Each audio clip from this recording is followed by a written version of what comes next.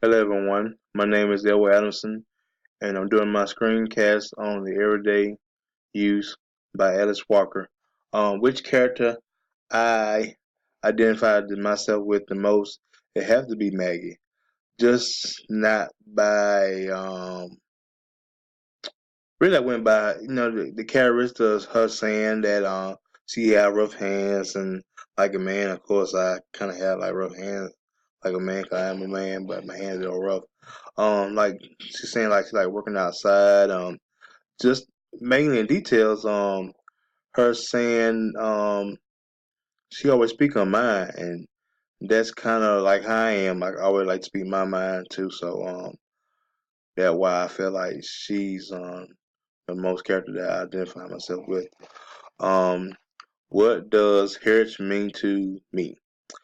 Heritage mean to me is more of a background. Um, like my family trait. One day, I do wish to find out. Like, I would love to trace back to my heritage and see, one day, just to see, like, one day where I all started from. Um, and then does your family have an artifact or object? Um, no, my family never had an artifact or object that describe heritage.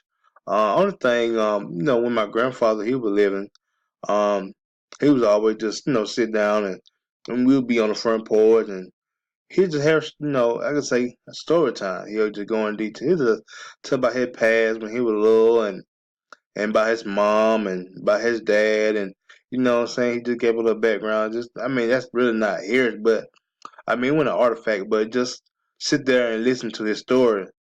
That's why I feel like I mean he just like every time we have a moment and he got time, he would have told us the story, his kids and growing up and being in war and all that. So I feel like that stories were really out here, and it really means the word to me.